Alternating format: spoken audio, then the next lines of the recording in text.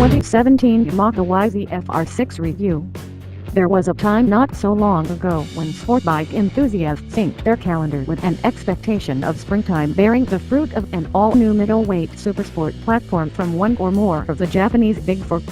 Although the Adwell bumper crop of 600 class sport bikes has all but dried up, for 2017 the sky is Yamaha blue. Just as the draft-ending watershed winter has transformed to Golden State Green. In a sort of symbolic coincidence, the first worldwide press ride of the new YZF R6 took place at Underhill Raceway Park located in Northern California. Featuring a sprinkling of performance improvements and fresh styling, the day spent lapping the 15-turn, 3-mile track provided a good taste of the electronic, chassis, and aerodynamic treatment that has been applied to the 4th generation R6. The reshaped fairing, along with a 50mm taller windscreen, is said to make the new R6 the most aerodynamic production Yamaha available. Clicking seamless upshifts with the throttle pin-netted speeds approaching 140 miles per hour on the track's medium-length main straight. While there's plenty more to be had at a faster venue, I noted very little helmet-rocking turbulence while tucked behind the bubble at speed.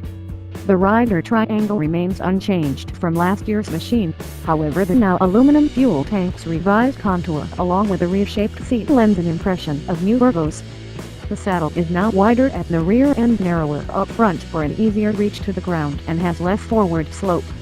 While the engine remains mechanically the same as its predecessor, this titanium valve, 599cc inline 4 that ironically pioneered Yamaha chip-controlled throttle back in 2006 has finally joined the electronic rider aid age.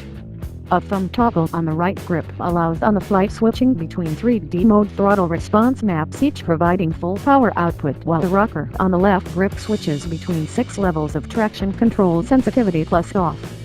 I found the S-tier middle D mode provided a very direct, yet sensual throttle connection.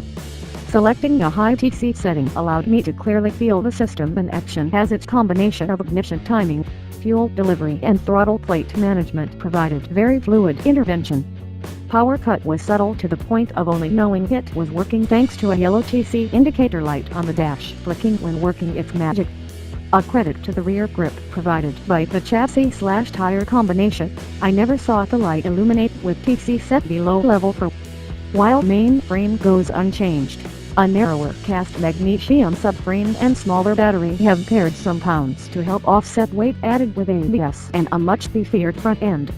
Yamaha dipped into the R1 parts bin as the R6 is now equipped with the same KYB 43mm fork with recalibrate spring and damping and larger diameter front axle. The Nissan front brake master cylinder, ADV RC's radial monoblock calipers, and larger 320mm rotors also come straight from its litter class sibling. Following the behind Yamaha factory's superb bike ace Josh Hayes for a few hot laps quickly got me in touch with the R6's newfound handling prowess. The confidence in front-end grip and feel was wholly on display as the 4-time AMA superb bike champion towed me deeper into turn 2 than I had imagined possible. Treating the sweeping medium speed left as a double apex corner put substantial load on the front at corner entry but held fast lap after lap. Precise fueling allowed mid-corner throttle pickup at deep lean without any unsettling of the chassis. The sense of control and planted feel allowed the bike to effortlessly tighten the line to clip the second apex for a hood-up, hard exit drive. This corner alone reminded me just how much I'd forgotten the handling attributes a middleweight supersport can possess over the current tide of leader bikes.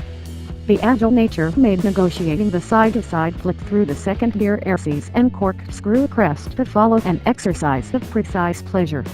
The series of increasingly faster dog-leg lifts midway through the lap are reminiscent of a similar section at Italy's original Misano circuit layout. The safety net of TC allows pin throttle through much of the section as you snip shifts on cue to shift indicator light. Not a slip or wiggle, simply excellent grip and trusting stability.